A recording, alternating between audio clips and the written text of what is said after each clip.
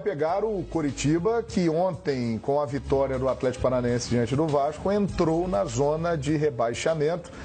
E o Coritiba vai enfrentar o São Paulo com um outro ambiente, né? Com outro astral, com outro momento. 16º contra 17º. Eu acho que o São Paulo está com outro astral. O São Paulo voltou a jogar melhor. Teve uma reação impressionante nos últimos 6 minutos, mais os acréscimos, mais 10 minutos da partida no Newton Santos. Mas o jogo é final de campeonato. Por isso que a torcida comprou 21 mil ingressos. A torcida está muito comprometida. Vai ter mais de 21 mil, vai ter mais de 30 mil pessoas no Morumbi na quinta-feira. 35 mil no último? É. Acho que vai repetir a dose. Eu também acho que vai. Porque é final de campeonato. Parece que assim, agora resolveu. Não. É 16º contra 17º. É confronto direto. É final para sair de uma vez da parte. Já temos 30 mil vendidos, atualizou. E em cima disso, que ainda é cedo e tal, e o São Paulo está lá na zona de rebaixamento, os jogos do São Paulo na sequência. Coritiba, quinta-feira no Morumbi. Aí jogará no domingo contra o Bahia, na Fonte Nova. Depois receberá o Cruzeiro no Morumbi. Dia 20 pega o Avaí na Ressacada. Aí já pro segundo turno, né, do campeonato. O Cruzeiro abre o segundo turno. O Cruzeiro abre o segundo turno e depois chega o clássico com o Palmeiras no Allianz, dia 27 de agosto. Você citou aí 4 jogos, né? Tem que fazer 10 nesses 4 jogos. Dá para fazer, né? Ou seja, empata com o Cruzeiro, vence as outras 3 partidas, 1 ponto com o Cruzeiro, as outras 9, 10. Aí sim. É um número interessante. É um número muito interessante. Esse e é o viável, projeto, um número viável. É viável. Agora, o que o PVC falou é verdade. Tem que pensar como se fosse uma final de campeonato. Por exemplo, esse resultado é emblemático contra o Botafogo. Mas se perde para o Curitiba, aí volta toda a questão. Joga o resultado no lixo. Então, é emblemática até a página 9. Será emblemática se daqui umas 5, 6 rodadas o time já tiver numa posição mais aliviada na tabela. E o time praticamente montado com esse Marcos Guilherme, que vai ser titular, eu não tenho dúvida. Não tem como não jogar, né? É Jusilei Petros, Marcos Guilherme, Hernanes Cueva e o Prato como referência, né, o número 9 do ataque do São Paulo. O Cueva que começou mal e terminou bem o jogo, né? Cresceu por causa do Hernanes. O Hernanes, jogador bom, faz o outro crescer. Quando o Hernanes, jogador... tá na sombra também, porque às vezes o cara fala, opa, chega o outro aqui, deixa eu me coçar também, porque há uma possibilidade, inclusive, ou havia, do Cueva perder a vaga pro Hernanes. Pode ser que o Hernanes faça o papel do Cueva e o Marcos Guilherme jogue numa ponta e o Marcinho na outra. E é uma possibilidade de escalação também. Eu enxergo que, por exemplo, o São Paulo com o Lucas Fernandes no lugar do Cueva... O Lucas Fernandes não tem como jogar, ele tá machucado. Não, mas assim, futuramente. Ele é um baita jogador, esse moleque. Esse é um dos caras que eu gosto de ver no São Paulo. No Sub-20, na Libertadores Sub-20, a gente transmitiu aqui nos canais Fox Sports. Muito, né? O que esse moleque jogou é um negócio... Bom. Assim, os olhos ficarem brilhando. Ele joga demais, esse Lucas Fernandes. Só que ele se machuca com a mesma velocidade que ele joga. Que ele tem voltado agora de uma lesão grave de joelho, então é natural. Não, tinha machucado o ombro. Não, ele foi joelho, ombro, e aí ele tem agora é um estiramento muscular, né? Estiramento muscular, o que é normal porque o cara vem de um desequilíbrio, vem de muito tempo parado, então quando você volta numa aceleração, num ritmo mais forte, é natural que você sinta um pouco. E ele não sabe jogar assim, toca e passa. O dele é só velocidade, né? Porque ele é um jogador de... Agora, o Pascoal, você estava aqui falando do Wellington Nem, né? O Wellington Nem foi um furo, né? Acho que tão grande quanto o do Sidão. Eu esperava muito mais do Wellington Nem. A gente não vê o Wellington Nem, né? Só que foi escalado em alguns momentos de forma errada. O Wellington Nem, que eu saiba, é jogador para atuar pela ponta. Beira. Em alguns momentos, o Rogério insistia em colocá-lo mais pelo meio. Ele foi fundamental no título do Fluminense 2012. O Abel queria, né?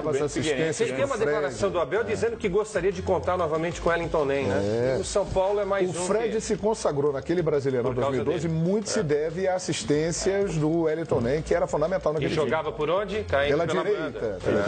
O Cristão lembrou de outro nome que também, por enquanto, não deu certo, que é o Sidão. No ano passado, o São Paulo recebeu uma sondagem do Figueirense para negociar o Gatito Fernandes. E o São Paulo disse, não, o Gatito Fernandes não. O São Paulo foi e contratou o Sidão. O Sidão veio para ser titular. Mas o Gatito não tinha ido bem no Figueirense. Tudo bem. O Gatito foi pro Botafogo. O curioso é, o Gatito saiu do Figueirense para o Botafogo porque o São Paulo não quis o Gatito e foi buscar o Sidão. Que loucura. O Sidão estava pegando no Botafogo. O Gatito joga no Botafogo e o Sidão não joga no São Paulo. Ah, eu esqueci de citar um outro cara. O Neilton, não? O Neilton não passou pelo São Paulo? Passou pelo São Paulo. Tô brincando. O Neilton também estava super bem no Botafogo, saiu do Botafogo. Mas daqui a 10 anos ninguém vai lembrar que o Neilton passou pelo... característica, o time do Botafogo só jogava naquele time que se classificou para a Libertadores, a força era o contra-ataque, era a velocidade do time no contra-ataque. E esse cara, o Neilton, fazia diferença no contra-ataque. Agora, no o esquema não ajudou. O esquema não ajudou. Agora, gente, vamos dar uma olhadinha, vamos dar uma paradinha. O São Paulo deu uma reforçada legal no time. Esse meio campo é bom, hein?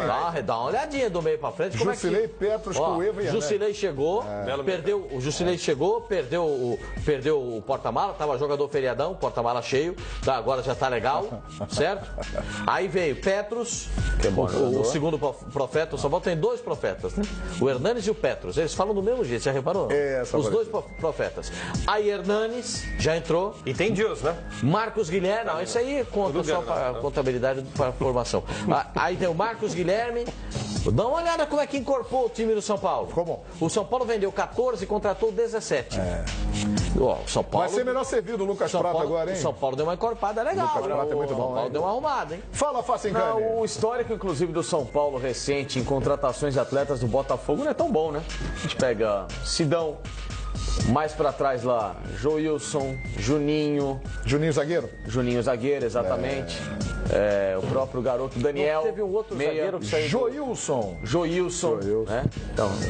Então, assim, são atletas que não deram tão certo, né? O São Paulo contratou jogadores que estavam fixos no esquema, que jogavam apenas numa equipe que era muito boa. André Lima. E o André Lima. Então, jogadores que nesse passado que atuaram com a camisa do São Paulo não deram muito certo porque... Você está querendo dizer que é melhor não fazer mais negócio com o Botafogo, é melhor, né? Isso aqui. É bom evitar um pouco. O retrospecto não é dos Nada contra o Botafogo, pelo contrário, porque os atletas estavam dando certo lá, mas quando saíram do Botafogo não conseguiram jogar. É uma coincidência. Agora, gente, tem me chamado a atenção e vai lembrar que o Marcelo Oliveira voltou ao mercado, está trabalhando há pouco tempo aí na equipe do Coritiba. O Coxa despencou, hein? Começou muito bem o campeonato com o comando do Pachequinho. Não sei se tem a ver, mas depois da suspensão mega para o Kleber Gladiador de 15 jogos e que está confirmada, o Coritiba desandou no campeonato. Mas ele já estava caindo antes da suspensão. Então, já dava sinais de queda? Já dava sinais de queda. São 11 rodadas, uma vitória só.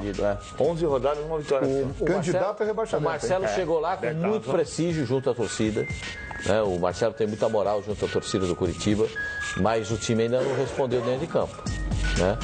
Eu estava lendo uma matéria dos jogadores do Coritiba hoje à tarde e que os jogadores dizem que eles precisam retomar aquele ciclo em que o time estava entre os 6 primeiros do campeonato.